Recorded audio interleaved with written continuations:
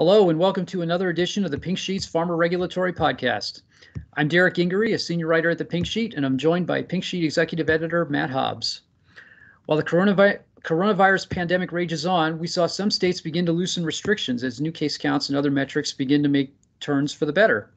It now seems that many of us will not remain in lockdown for the rest of the summer. Matt, I know you're eager to get out and just do more than a walk around the block, right? Not exactly. Maryland is opening up to some degree, not where we live, Derek. And I really do need a haircut, but I don't think I'm going to sort of drive to an open county to get one. I still trying to sort of kind of limit my exposure to the outside world as much as I can. But I hope it's an encouraging sign that things are changing in terms of the stay-at-home orders, and hopefully the worst is behind us. Yeah, and load up on your cloth masks. I know we've been finally been able to get some, so now you can wear one and throw it in the whoosher and move on to not have to worry about waiting for the whoosher cycle to be done before you can go out again. Yes, so. One of my kids just turned 13, and apparently that's the thing you give a friend for their birthday gift these days is we're going to a snazzy face mask. So all her friends gave her face masks, so she's well set on that in that department. Well, that's good. Those are like the new fashion statement. So, well, at the same time, now that we're thinking about reopening, Congress began oversight hearings on the U.S. response to the outbreak. The Senate and the House of Representatives conducted hearings, although it was the Senate that actually secured FDA Commissioner Stephen Hahn and National Institute of Allergy and Infectious Diseases Director Anthony Fauci and others. The hearing was a surreal combination of virtual and in-person participation, as Hahn, Fauci, CDC Director Robert Redfield, and Senator Lamar Alexander were all in self-quarantine after potential exposure to the virus. But the discussion was wide-ranging and included talk of plans for vaccine development. Hahn discussed wanting to move 5 to 7 vaccine candidates forward, even though their supply chains may be different. He said the FDA already is working to ensure the needles, syringes, and other equipment will be available. And, Matt, the administration has kind of made clear here that, one vaccine is really not going to cut it, in terms of the global response to this pandemic. Yeah, I mean, I think that's a good scientific approach they're taking, just in terms of not knowing exactly what's going to work out the best, and what's going to be easiest to manufacture, and all those factors in terms of both sort of kind of efficacy and ease of production. And obviously, this sort of that enormously complicates their preparation efforts, but hopefully it will pay off in terms of having sort of kind of some better products for people to inoculate themselves with. Yeah, I know this may seem kind of strange to non-industry people, but it seems more likely than not now. I think that there's going to be multiple vaccines that are actually that make it into maybe even into clinical trials and maybe even be approved, just because so we're not all going to get the one. And, it's going to be like, well, we got this one this week, and, the production run is on this other one is nearing completion. So you might have that one next week. It's going to be, it's going to be kind of a weird thing, but that's really the only way they could get it to, billions of people, I think, at this point. Yeah, of all the problems that coronavirus has created, this wouldn't be sort of a good problem to have, is that sort of kind of everybody gets their product cleared and is able to sell it to a wide number of people around the world. Again, who knows if that's going to work out? The studies are really just getting underway just now, so it's impossible to say. We're recording this Friday morning. President Trump's expected to sort of make some more remarks on vaccines. We expect this afternoon. Project Warp Speed, that we've written a little bit about, but is still kind of in the conceptual stages, it seems, for the most part. Could kind of push things along as well, but it's interesting to think about, the end game to this whole thing. We've talked about the worries with sort of kind of, what happens with, in terms of kind of rushing through the FDA clearance process for these things. But, hopefully, just given all the enormous efforts that everyone's putting in, that, something's going to work out, somewhere, and everyone's going to have the best intentions, and it'll all be well done. Yeah, and it's interesting as we move forward in this process how everyone's becoming a vaccine production expert, so to speak. Well, I mean, it's things you don't think about, like syringes and glass, and right.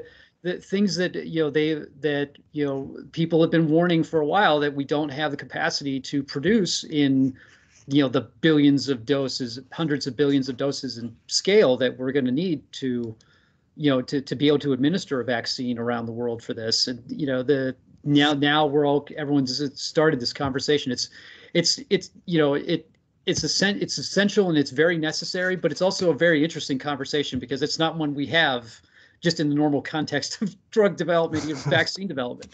So, yeah, even thinking about once there is a vaccine, we saw this week the House drop their new coronavirus relief legislation. It feels like it's not sort of probably going to go anywhere in its current form in the Senate, but sort of kind of they're already focused on how much do people have to pay for it. They're basically advocating sort of no copay for any vaccines for really anyone. Again, that's going to be another sort of huge hurdle, aside from just for kind of making it, like you said, and even just for kind of making sure there are enough sterile alcohol wipes to prep somebody's arm before the jab is going to be a challenge, given how much demand there is for those sanitizers. So it's a remarkable combination of sort of everything we've been writing about, just from sort of the mundane logistics to sort of kind of the more profound questions of sort of kind of how much should things cost. Yeah, exactly. I wanted to get back to the quarantine issue real quick, because Anthony Fauci made a comment during the hearing that that may have kind of either raised some eyebrows, raised some concerns.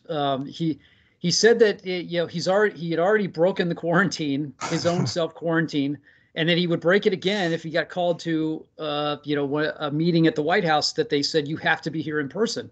Stephen Hahn said the same thing. He's an essential, if there was like a critical meeting that they needed him there in person, he would break his quarantine and go. And this must have prompted a bunch of questions, especially among the White House press corps, because there's already been, a lot of questions about exposure of, about President Trump and Vice President Pence being exposed to the virus because they're members of their staff, both their personal staff and their just business staff, have tested positive for the virus now, and they had to put out a press release saying, yes, these people are, Tony Fauci and Stephen Hahn are essential. Yes, they will come to the White House if we call them. Yes, they will be allowed in. They will have to wear a mask. They'll have to be 6 feet away from other people, and it's just this really kind of this surreal thing that we have to think about in these now, in the days of the coronavirus pandemic. You're absolutely right. This sort of this sort of kind of disparate elements of the pandemic that are kind of on display there. You wrote a very interesting story this week about sort of kind of FDA kind of making plans to have an in-person meeting, this sort of kind of this forum on data strategy, but at the same time they're sort of kind of saying, well, we're probably not going to be doing a whole lot of non-corona work. There aren't any sort of guidances outside of sort of focusing on COVID-19 that we have in development. And in the same way, it's sort of kind of Fauci and Hahn made their remarks on a hearing on sort of kind of reopening the country, as we're phrasing that, but they couldn't be there in person because of sort of the various closures and sort of kind of risks that are still posed. It was a sort of a surreal hearing in a lot of ways. It wasn't quite kind of what I remember from my youth, or kind of the Max Headroom dystopia, where kind of TVs took the place of people in chairs, but it seemed a little close. And again, kind of as the Trump administration is sort of pushing to reopen, and sort of kind of everyone else is kind of opening up as well, they're still getting coronavirus cases, and sort of kind of people are testing positive. So you're right, it's just sort of kind of it's a world turned upside down. And I think just sort of kind of as we manage risks in our everyday lives, and just sort of kind of accept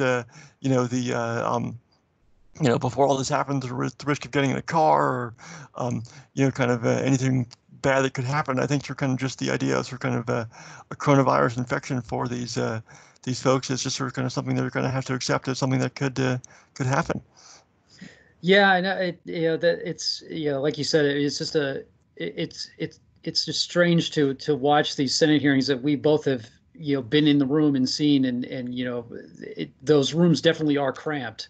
And the fact that you have to have you can only have a few senators sitting in the dais talking to witnesses that essentially aren't there. It's just kind of they're all watching.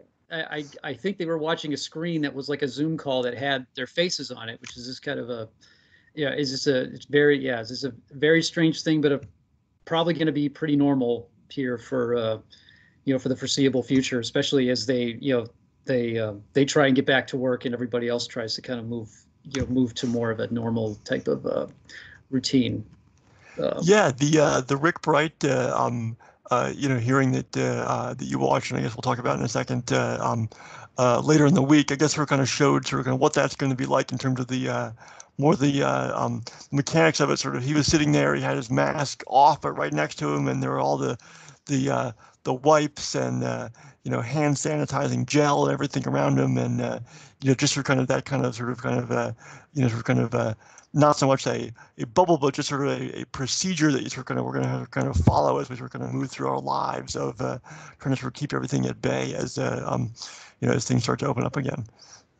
And that leads us to, we might as well just get right into Rick Bright's hearing, because that one was just as it had a lot of the same elements as the Senate hearing, but there were some that decided to wear masks. There were some that were in the room that didn't have a mask, or some, and then some took their masks off when they were speaking and then put it back on. There was some of the representatives were sanitizing the dais and their chairs as they left. I mean, it's just very things you just don't see, where they're all trying to crowd past each other and not and stay as kind of sanitary as possible. That hearing was about for ousted BARDA Director Rick Bright to discuss his whistleblower complaint, even though it was titled "Maintaining Scientific Integrity During the COVID-19 Response." The discussion focused a lot on testing and a number of other issues, but Bright spoke a lot about the emergency use authorization for hydroxychloroquine and chloroquine, and how he felt the available evidence did not meet the call for widespread use.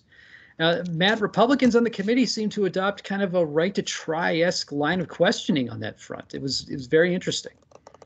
Yeah, I mean, we've seen this before, in earlier debates, and that's for kind of generally the philosophical approach, if you will, sort of between the two parties in terms of sort of kind of what the role FDA regulation has. Where do you want the kind of the human suffering, if you will, to be focused? Do you want it to sort of be because of sort of excess speed to market, or do you want it to become because of excess caution to market? I mean, there's a trade-off either way, and obviously we hope as sort of kind of the science advances and sort of kind of trials can be quicker, and sort of kind of predictive modeling better, and preliminary tests more thorough and dispositive, that sort of kind of we can sort of kind of eliminate that delay between discovery and treatment, but there's always going to be a trade-off there in terms of sort of kind of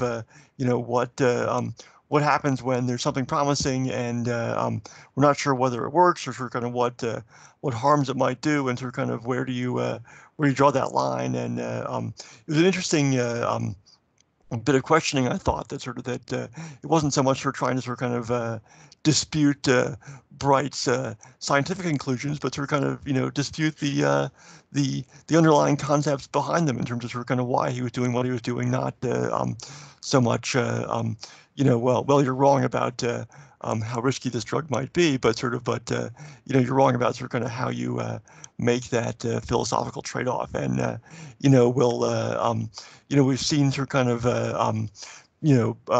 discussions sort of more generally about sort of kind of how FDA should sort of kind of design its approval standards, or given these concerns. There's obviously sort of very libertarian approach by many in the Republican Party in terms of sort of kind of, preliminary safety data should be okay in any circumstances. Obviously, sort of kind of in the middle of a deadly pandemic, sort of kind of people make different decisions. And as we've seen with the EUAs, and I don't think anyone's calling for the end of that program in terms of sort of not allowing FDA to have emergency use authorizations, but then sort of kind of, why not EUAs for everything? I mean, if you have deadly disease, or even just a very debilitating one, why should the standard be different, for the coronavirus when it's not different for your, potentially deadly hypertension? So obviously hypertensions are many available treatments, but I don't mean to suggest that sort of kind of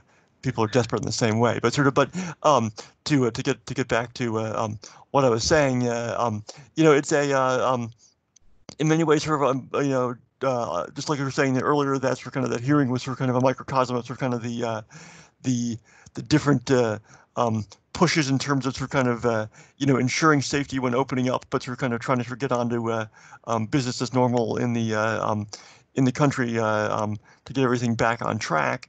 The same thing can be said for the Republican critique of Bright's approach. That's sort of kind of that that everything about sort of kind of the balance between safety and efficacy is there in that discussion.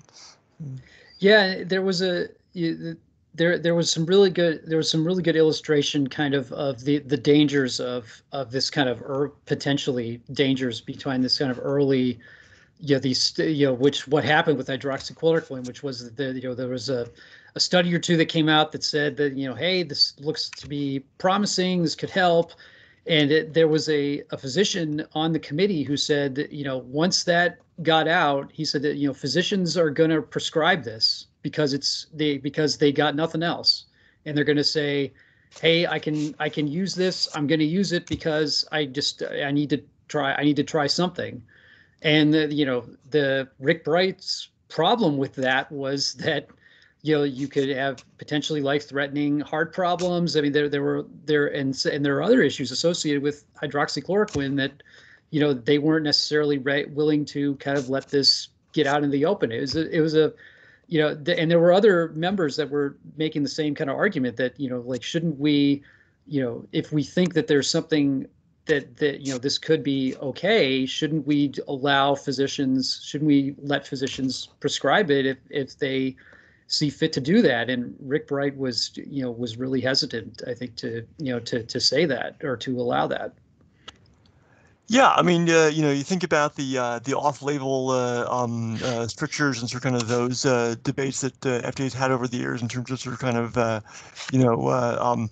what kind of excuse me, promotion should sponsors be allowed to make, or communication, I should say, once they have preliminary data about new uses for an already approved product. And it's the same kind of thing. It doesn't have to be the coronavirus pandemic that's kind of this driving this friction. But I think FDA has done their best over the years to try and approach this in sort of as rigorous as a fashion as possible. And to be honest, I think that sponsors may really appreciate that. I mean, you don't want unsubstantiated sort of claims floating out there in terms of sort of kind of, snake oil salesmen, if you will, and that kind of stuff. That these are kind of the more that prescription drugs are seen as, completely reliable, if not sort of kind of perfect in terms of sort of kind of being perfectly safe, but the trust in sort of kind of the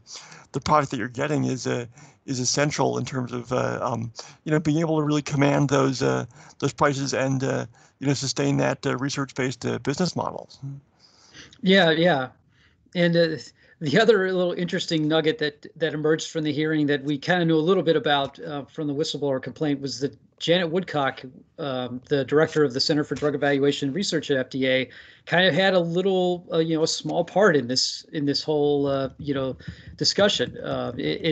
It came up that, in the complaint, of course, that she and Rick Bright negotiated the decision to do an emergency use authorization with a lot of restrictions on hydroxychloroquine, which was ultimately approved by the administration and kind of got them to back off the more widely national expanded access protocol that would have allowed physicians to just prescribe it without to patients that weren't hospitalized and so forth. But Rick Bright also said during the hearing that he heard about hydroxychloroquine from Janet Woodcock. Apparently, she picked up the phone, gave him a call, and said, back in mid-March, and said, have you heard about this? And he said, no. And so he said she forwarded him a draft manuscript that apparently discussed the potential benefits of the drug in coronavirus. It's just very interesting how these things all kind of weave together. Yeah, it's remarkable how much Dr. Woodcock sort of kind of is involved in everything, it seems. I mean, we know sort of kind of, the phenomenal job she's done in terms of, leading CEDAR over the years and, sort of kind of seems relentless and just sort of kind of never takes a break. And obviously sort of kind of even, with the extraordinary demands of coronavirus, she's able to kind of sort of kind of have scientific discussions with other agencies about stuff and, in addition to everything else she has going on at the agency. So, she's sort of kind of woven into this this whole story in a number of ways, just from kind of kicking it off, if you will, in terms of sort of kind of putting it on BARDA's radar to trying to sort of broker the compromise that Bright claims that the EUA was to, I'm sure she's, sort of still poring over manuscripts as we speak, because that's sort of kind of what she does. But Janet Woodcock is everywhere. I don't think we needed a congressional hearing to confirm that, but yeah, she. So, yeah. The other interesting thing that was, and this is just a testament to Janet's influence around in HHS, is that Rick Bright said, I hadn't heard of it, but I trust Janet's scientific judgment completely, and so he's like, he said he's totally supported the team looking at it based on her just calling him and saying, hey, you might want to take a look at this. So it's just another kind of more evidence that she's how influential she is and how much she's respected just outside of FDA as well as inside FDA. That brings us to our non-coronavirus story of the week. The Biotechnology Innovation Organization named a new CEO, only the third in the trade group's history. They announced May 14th that Michelle McMurry-Heath, formerly of Johnson & Johnson, will take over the group from longtime chief Jim Greenwood on June 1st. Matt McMurry-Heath does not have the same background as Greenwood does, who he obviously came to Bio from Congress, but her resume is impressive. I mean, she did her undergraduate at Harvard. She did Duke Medical School. She was a policy advisor for Senator Joe Lieberman. She was associate director for science at the Center for Devices and Radiological Health at FDA. And that was all before she became VP of External Innovation, Regulatory Science, and Executive Director of Scientific Partnerships at J&J. It's very, very impressive. Yes, it's. I know this is our non-corona segment. Obviously, she's going to have to be dealing with the fallout from the pandemic in terms of sort of the world economic situation and sort of kind of the the extraordinary research efforts that sort of industry is taking to address the disease. But yeah, you're right. That sort of kind of that bio has taken for the most part sort of kind of a classic kind of sort of lobbyist Washington insider approach to its leadership over the decades, and that sort of served them well. But she's different in that she kind of has a lot more non-Hill experience in terms of sort of kind of working in an industry, and sort of kind of her focus, she says, is going to sort of be to reframe the debate on science. I think that's sort of kind of to be honest, sort of kind of what these trade associations always say is sort of that's sort of what they want to focus on, as opposed to say tax breaks and sort of kind of payment levels. But it'll be very exciting to see sort of kind of what she brings to the table in terms of sort of kind of her obvious sort of kind of depth of knowledge and ability to inspire folks, not only who are sort of kind of making policy decisions, but sort of kind of making business decisions as well. So can't wait to see what she does. Yeah, and I was just thinking about this morning before we started. I mean, it really is amazing how the context around this hire has changed in the few months since Jim Breedwood announced he was going to leave. I mean, I interviewed him right after he made the announcement, and the talk was, we need to worry about drug pricing policy and that could stifle innovation, and how the presidential campaign was going to shape all of that, and the next CEO is going to have to deal with that, and now that we're in the middle of a pandemic, the tables have almost completely turned away from the drug pricing issue. Although you see, like you said, Matt, it still kind of comes up in terms of how we're going to the cost of a vaccine and whatever therapeutics they come up with for this will play out, but we really haven't seen the more grand scheme of things kind of drug pricing debate that we expected heading into the November election. And it's just very interesting how all of a sudden kind of the scope of her job has really changed. Yeah, I mean, I think drug pricing will always be with us until drugs or money cease to exist. So that's always going to be an issue. It is just sort of remarkable for kind of how the world has upended. I saw on my calendar this week that this was supposed to be the annual meeting of the Generics Association, the AAM, and obviously they canceled that because mass gatherings just aren't going on these days. But they were going to make a big Washington push. They're going to have their meeting here in DC, and BIO next month is going to be virtual, and it's just remarkable sort of how much everyone's agenda has changed, and sort of kind of their expectations for sort of kind of what the world should be have been upended, and so sort of BIO sort of kind of going a little outside the box in terms of sort of kind of not picking just sort of kind of just someone with sort of kind of strictly lobbying experience. This will be really, really interesting to see sort of kind of what happens. Yeah, and they've really got a great opportunity here. If she wants to showcase science, this is the time to do it, because the science, you're seeing all kinds of remarkable science being done at warp speed, for lack of a better term. At this point, I think the Trump administration has trademarked that, Derek. So yeah, I'll make sure to send my royalties in. But But like I said, this will be the time for her to really put the science out front, and if that's the intention. So, well, that's all for this week. For more, check out our website at www.thepinksheet.com. You can also find this and previous podcast episodes on iTunes or SoundCloud by searching for Pharma Intelligence Podcasts. And if you're so inclined, feel free to give us a review. Thanks again for listening or watching to the Pink Sheet Pharma Regulatory Podcast. I'm Derek Ingery with Matt Hobbs. Stay safe, and we'll see you next time.